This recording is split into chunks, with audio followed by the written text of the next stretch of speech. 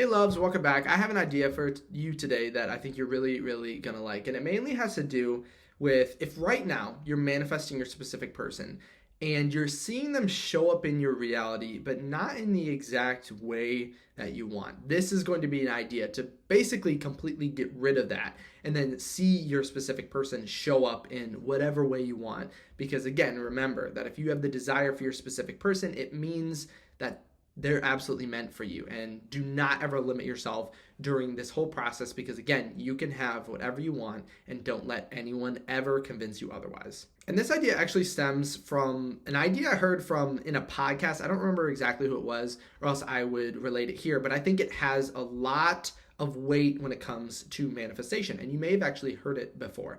But it was the idea that if something is a mile away, you're more likely to walk to it, correct? But then if something is 10 miles away, you're more likely to drive to it. But if you were to drive to something that was 10 miles away, it would probably take you about 10 minutes. But if you were to walk for 1 mile, it would probably take you about 15 minutes. So it's the idea that sometimes if something feels slightly further away or harder to get, we actually are more motivated to get there quicker.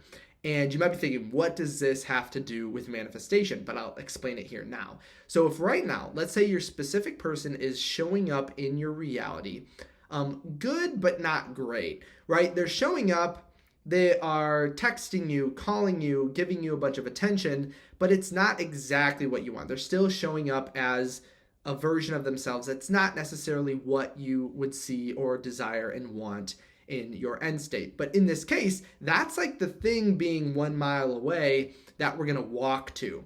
At this point in time, we're not necessarily super motivated to really intensely live in the end because we're kind of getting a taste of what we want slightly, even if it's not exactly what we want right here and now. And I would actually recommend at times like that to actually not completely go no contact. I did have a lot of people ask me sometimes during coaching calls, should I go no contact right now or pull away? And instead of focusing on going no contact, I think you should focus more on developing and instilling that sense of the wish fulfilled within. So if your specific person is not messaging you in the way that you want, it's completely okay if you don't feel the need or desire to message back. Many times when we're seeing our specific person show up in the way that we don't want and we still kind of want to change it, we have this fear that if we take our attention off of them and put it on exactly what we do want, then we're going to lose what little attention we are already receiving. So in the case of your specific person messaging you something that you don't necessarily love or like, we fear that if we do not respond to this message and focus on exactly what we want, that they're going to dislike us, they're going to move away and stop talking to us. But remember, not saying that's exactly what we want, but remember to go and move into your new state, you have to completely let go of the old. You can't be both the poor person and the rich person, the single person and the person in the relationship. You can't be with the version of your specific person that is not that great and the version that is perfect, right? We have to choose one state or the other. There is no in between. So having this idea and then focusing on it when your specific person messages you something that you don't want, remember that you can pull back and focus on yourself, focus on your wish fulfilled. Remember, because everything internal to you is being reflected outside of you, not the other way around. And by focusing on yourself, you're going to see massive change outside of you, instead of if you were just to respond back and try to persuade them into being exactly what you want, right? That's another outcome that we usually try to do. We try to persuade our specific person into becoming what we desire, but think about where our attention and energy is going. All of it is focused on our external reality rather than what's happening internally, right? We're more focused on changing our specific person than being the change that causes the change, if that makes sense. Because think about if you want your specific person to pursue you, okay? And then they're messaging you in a way that isn't the greatest, right? We feel like we must again respond in order to get a better response, but then I would like you to switch it. So pretend as if you were intensely pursuing your specific person, and this is gonna blow the belief that you must message back completely out of the water. So imagine that you are intensely pursuing your specific person, okay? And you message them something that was kind of not so positive. I wouldn't say mean, but not exactly the nicest thing ever, right? And again, you're in the state of heavily pursuing them. So you message them that and they don't respond. How are you going to feel in regards to that? You're going to instantly go, what did I do wrong? How can I change? I need to alter myself in order to fit exactly what this person wants, because again, you're in that pursuing state. Now I want you to flip that switch. So your specific person is the one pursuing you. Get into that state, get into that assumption, and then the logical idea that I just mentioned is going to help you easily get into that state. Because again, it's not anything to do with psychology. I love psychology when it comes to manifestation, but the power is within you. So any of these logical ideas, take them with a grain of salt, because we only want to utilize them to help further instill the belief that we desire within us. So by giving you that example is a very easy way to feel into the state, because you know then, and you have this bridge of events logical proof, and you have a lot of faith that right now, if your specific person messages you something you don't want, and you're assuming them to heavily pursue you, you don't have to message back, and you will see them then alter and shift and become the exact version that you were desiring. And at first, this is going to feel kind of difficult or kind of hard, right? Because we do have to get over that false belief that if we don't message our specific person, we're going to completely lose them forever. And the easiest example I always like to go to is think of Neville Goddard when he wanted to shift from his current job to being the lecturer, right? He was really meditating on it, and then he lost his job. And the next day he thought, well, how could I become the lecturer? Because again, a lot of people would be upset with losing their job if you're manifesting a better career, and then all of a sudden you lose your job. You're like, what did I do wrong? But in that case, Neville Goddard thought, yeah, how could I become the lecturer being at my current job? And that's the same idea. How can you get into the version and see the version of your specific person that you absolutely love and enjoy if you're still giving all of your attention and energy to that previous version? It's not going to make any sense, and it doesn't add up. We have to let go of that old version in order to move into the new.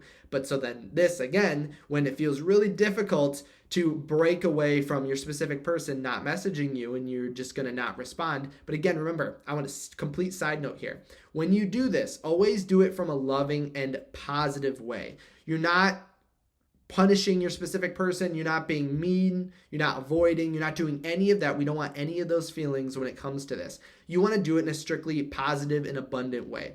And an example might be, imagine if you were to walk into a diamond store and you walked up and you said, I will give you $1 for that diamond. What are they going to say to you? They're not going to be resentful. They're not going to be angry. They're going to say, well, sir, the prices are set. We know the value of our diamonds and we won't accept anything less. And that's the way I want you to think of yourself when it comes to your specific person. If your specific person comes up and offers you $1 for your $1 million diamond of yourself, you're not going to get upset. You know your value. That is not triggering. That's not offensive to you because you know your value. And you would say, thank you for that offer, but I know my value, and you offering $1 doesn't decrease my value because I know it, and I'm only going to accept exactly what I want. And that's a loving, positive, and confident state. When we are to respond to these things with anger, resentment, fear, anxiety, and worry, we are basically stating to ourselves that we don't really believe the value that we're placing upon it, because that's why we get offended when we're offered something low, right? And again, bear with me because I do have one more metaphor and analogy I want you to utilize when it comes to this idea.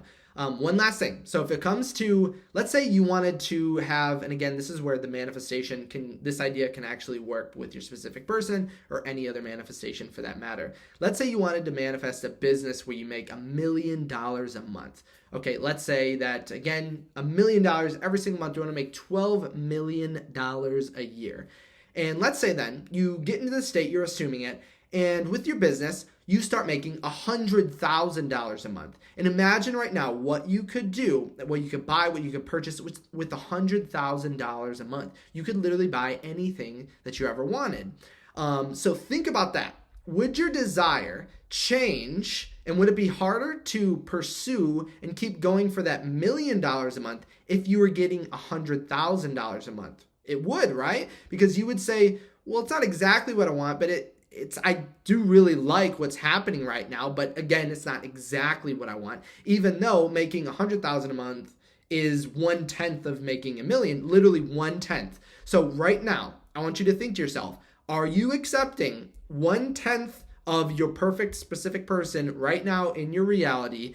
And is this stopping you from going toward, because you're getting that 1/10 and it feels good and it feels great, is that stopping you from continuously assuming the state and just accepting your reality as it is? Because again, remember, the bridge of events. If you were trying to make $1 million a month, if you're in that belief, you're going to instantly make $1 million a month. But potentially it might align a bridge of events of making 10,000, 100,000, I don't know, 500,000, right? Kind of going across. So if you are manifesting for $1 million a month and the bridge of events brings you 100,000 a month and you stop right there, that's selling yourself short and not asking for exactly what you want. So do not accept 1/10 of your specific person right now in place of that perfect, awesome relationship that you want. So again, take this idea and start implementing it in your specific person manifestation right here and right now. Let me know how it goes for you. If you did have any questions on this, leave it in the comment section below. Also remember, you can reach out to me for personal questions, or if you wanted to sign up for one-on-one coaching for your specific person manifestation, head over to kyleaugustcoaching.com. Don't forget to leave a thumbs up on this video, and then don't forget to subscribe. Thank you so much for coming out and hanging out with me today, and I can't wait to see you in the next video.